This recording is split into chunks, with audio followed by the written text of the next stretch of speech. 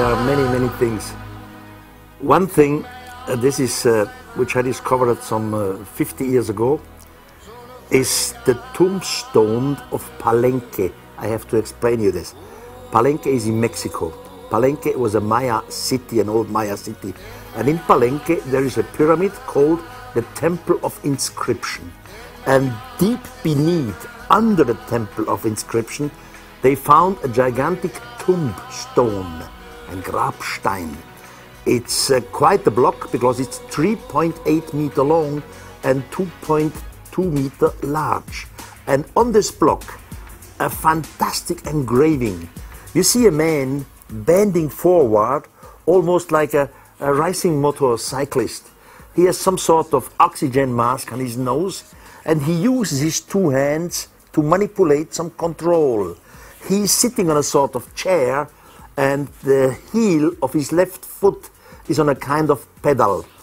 And behind him, he's sitting in a sort of capsule. And out of the capsule, you see something like a linking flame. Another point, which is always mysterious and great, is still the unknown chambers and rooms in the Great Pyramid. According to archaeology, there are only 3 rooms in the Great Pyramid. The so-called King's Chamber, the Queen's Chamber, and under the pyramid is a so-called unfinished chamber. In fact, there are many other chambers in the Great Pyramid which are not known to the public. And I ask myself, why do they not tell it to us? And I have a reason why. The Great Pyramid was not only constructed by ancient Egyptians, there are other forces. Now just imagine they find in one of the rooms an inscription which is not from ancient Egypt. This would be a catastrophe for the Egyptians, so they cannot tell it to the public. It would be a disaster in Egyptology. Some of the crop circles are fakes. We know it. Some students made some fakes, even with their professors. But many others are not fakes, they are true. And the question is, why? What is this? Is it some sort of UFO or what? I don't have an answer. All what I have is a speculation. I could imagine that beings, intelligent beings from another dimension, it doesn't have to be necessarily from outer space, from big distances. It could be another dimension like time, or another dimension because there are many other dimensions next to our dimension. So an intelligent form of life from another dimension tries to communicate with us.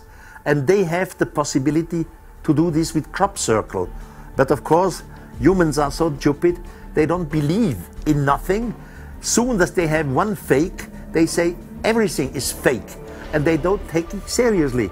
And it's a shame for the scientific community that they do not take these phenomena seriously.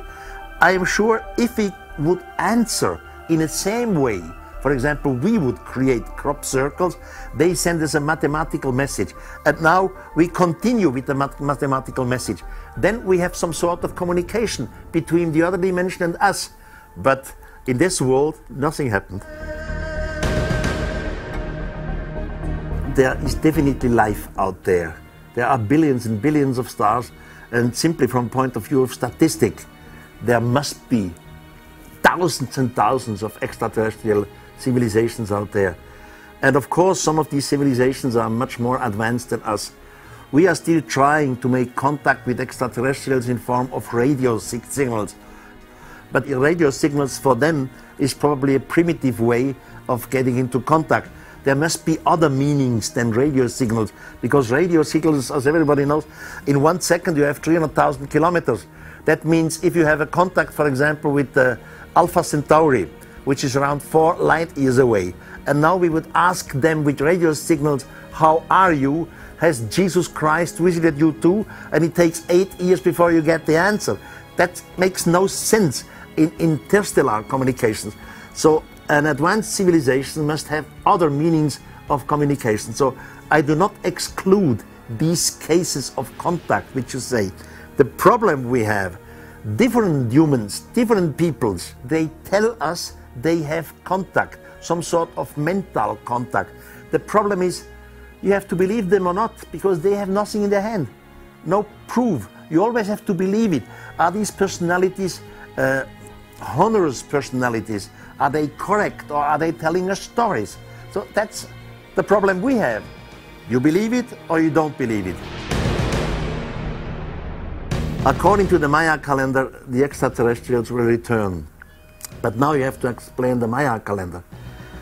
We have a calendar in our Western world which has 365 days.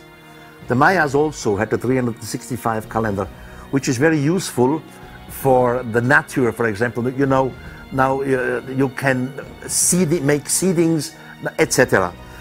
Then they had a second calendar which only had 260 days. Now you have to imagine two different cogwheels. One cogwheel is a little one with 260 cogs. The other one is a bigger one, 365 cogs. Now you put these two cogwheels together and you make a marking, for example, with a red lipstick. Now you start to turn these two cogwheels. How long will it take before the red marking comes together again? It's exactly 18,980 days or 52 years. The Mayas believed that every 52 years or multiplication of 52, the gods will return. Now, except of these two cogwheels, they have a third one, which is called the long count. So you can play this game with the red marking over 3 cogwheels. According to Maya tradition, when the 3 cogwheels are in the 0 position again, December 22nd, 2012, then the gods return from their long voyage. Well, we know that in some belongings we have a mess on this planet, but on the other hand we are intelligent. And mankind normally does nothing. They are just swimming until the water is close to their mouth. And soon as the water is high up here, they start to think and to work and to function and to run and to do something. Of course we will have a climate change, that's true. But on the other hand, we had climate changes in the past too, without our smoke and our pollution. Of course, it will happen one day that maybe the axis of the Earth will change. That happened in the past too. Billions and millions of humans will probably die, but some will survive, it will continue. Of course, we will have contact with extraterrestrials. I suggest at latest with the next 10 years, if not earliest. This will create problems. But we are intelligent enough, and hopefully we receive help from somebody, that we can solve all these problems. I don't think that there's one problem which will kill mankind. Some of us will always survive. Well, there is a company in the United States who has the right to make a film about my life. And they will start filming this coming fall. I don't know what the outcome will be because I'm not part of it. They are actors and whatever they do, let's see. Another American film company has the rights to film my books. In the meantime, I have 30 books on the market with a total edition of about 63 million.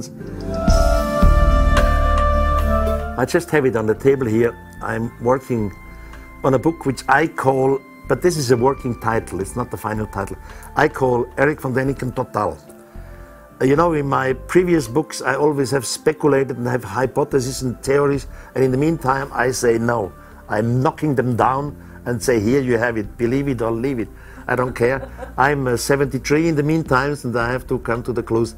And in this new book, I just bring the hardest, absolutely the hardest evidence, mostly in pictures, 400 pictures. Then make about what you wish.